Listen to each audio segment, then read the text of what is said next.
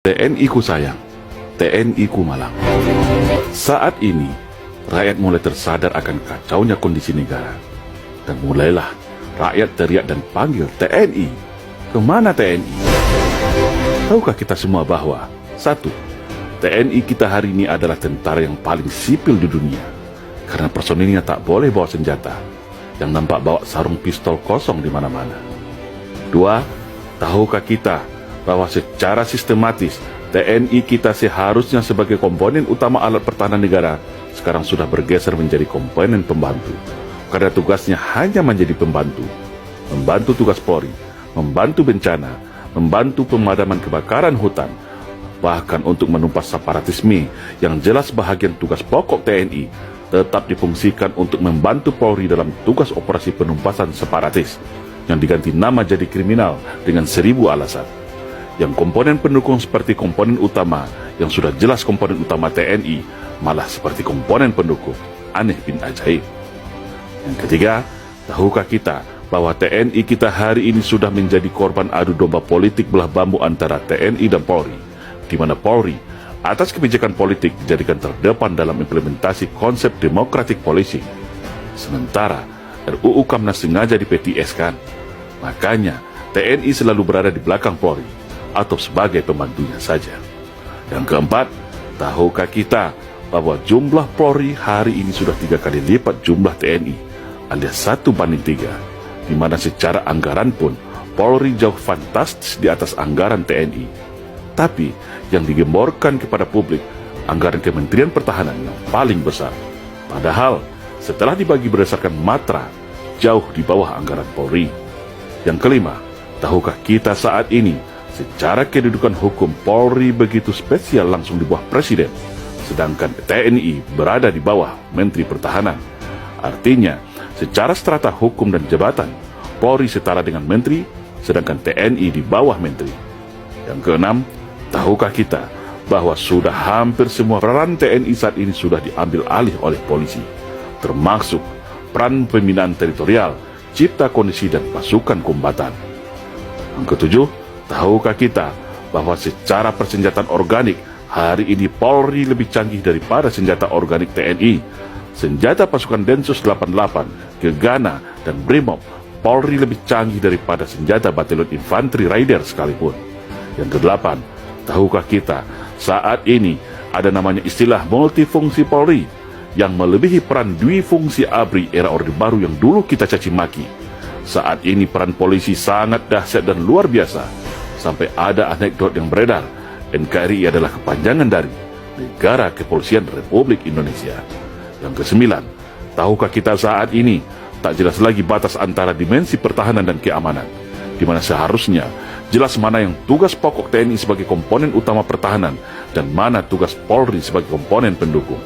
Yang ke-10, tahukah kita saat ini fungsi teritorial TNI sudah diberi tak jelas lagi fungsi dan tugasnya. Padahal 49.000 babinsa seluruh Indonesia adalah mata dan telinga TNI dalam upaya cegah dini, tangkal dini terhadap ATHG, yaitu ancaman, tantangan, hambatan, dan gangguan terhadap negara. Hal itu adalah termasuk dalam 5 kemampuan teritorial, tapi ternyata Babin Kamtibmas yang lebih berkuasa soal deteksi dan cegah dini. Maka terjadilah seperti hari ini, rakyat mudah diadu domba, tidak ada penengah. Walaupun TNI tahu siapa aktor dan dalangnya dalam setiap konflik sosial, tetapi tak bisa berbuat apa-apa karena terkunci oleh aturan dan tidak logis. Itulah yang disebut dengan serangan asymmetric war untuk melemahkan negara dari dalam. Yang ke-11, tahukah kita bahwa Panglima TNI hari ini ditunjuk oleh Presiden, sedangkan Presiden adalah bahagian dari kekuasaan politik. Bayangkan apabila kewenangan politik ini disalahgunakan untuk mengkooptasi TNI agar manut dan tunduk kepada kehendak kekuasaan, bukan kepada rakyat dan negara lagi. Jangan heran kalau Pak Dirman tidak mau diatur 100% oleh Bung Karno soal perang gerilya. Jangan heran Pak Yani tidak mau diatur dalam soal pemberian senjata dari Cina untuk kaum komunis.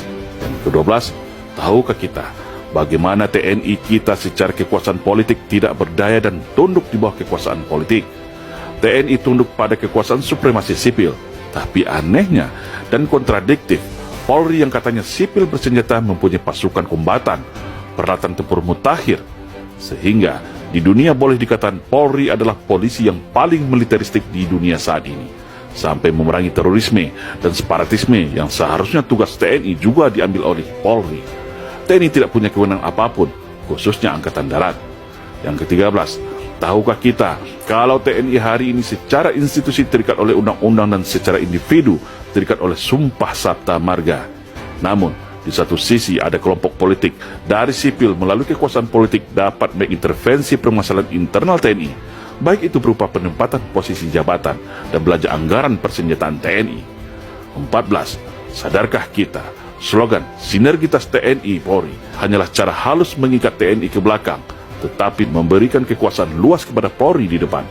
Logikanya, buat apa dulu TNI Polri dipisah, lalu saat ini diikat lagi dengan bahasa sinergitas? Kan jadi aneh dan menimbulkan tanda tanya besar. Sinergitas artinya tetap di bawah kendali Polri. Nah, semua penjelasan di atas adalah baru beberapa bahagian yang menjadi beban tugas, beban moral, beban psikologis mental prajurit TNI dalam menunaikan bakti pada negara.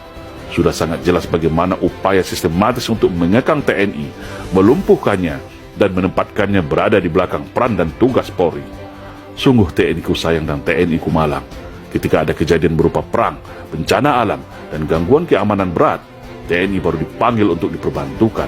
Tetapi ketika itu berupa fasilitas politik, kewenangan dan sarana prasarana, TNI selalu diminta untuk bersabar, untuk banyak mengalah, dengan slogan Bumi Pertiwi. Hari ini barulah kita sadar bahwa pelemahan TNI ini adalah bahagian sistematis dan pembalasan dendam dari para kelompok neo-PKI, agar mereka leluasa merebut Indonesia dan merubahnya menjadi negara komunis. Sungguh miris ketika tentara dibuat tak berdaya dan kalau bisa masuk barak saja dan jaga perbatasan. Namun ketika negara sudah sekarat, baru semua teriak dan panggil nama TNI. Ketika semua peran TNI diambil, lalu terjadi konflik polemik yang tidak terkendali lagi, baru panggil TNI. Kemana TNI? Yang enak buat Polri, yang susah dan berat baru TNI, yang disalahkan TNI, yang dipuja-puja Polri. Inilah yang dirasakan oleh para keluarga besar TNI hari ini. Dan itulah yang kita maksud sudah terjadi infiltrasi politik belah bambu untuk memecah TNI dan Polri. Satu diangkat, satu diinjak. Dan strategi ini baru sekarang kita sadar adalah bahagian infiltrasi politik para anak PKI yang berhasil menyusup secara halus mempengaruhi putusan politik pasca reformasi. Lalu siapa lagi yang akan jaga bangsa ini dari upaya infiltrasi ke masyarakat untuk adu domba, hasut-menghasut, dan berupa perang narkoba atau lainnya yang tujuannya untuk melemahkan Indonesia dari dalam? Sungguh TNI ku sayang, TNI ku malang. Semoga bangsa ini tersadar dan mengembalikan jati diri TNI sebagai tulang punggung negara. Saya yakin, kalau fungsi teritorial TNI berjalan dan TNI kembali ada tempat di Senayan, maka insya Allah agenda komunisme di Indonesia akan kembali bisa dipatahkan. Karena TNI punya peta dan tools strategi untuk itu. TNI harus kembali menjadi jati dirinya sebagai prajurit Sabta Marga yang berwibawa sebagai penjaga Garuda, pengawal Pancasila, garda utama menjaga keutuhan NKRI. Karena saya yakin, secara personal dan mayoritas, insya Allah, TNI masih akan setia kepada Pancasila, masih akan setia kepada rakyat Indonesia, sesuai sumpah janjinya setia kepada NKRI. Insya Allah, salam Indonesia Jaya.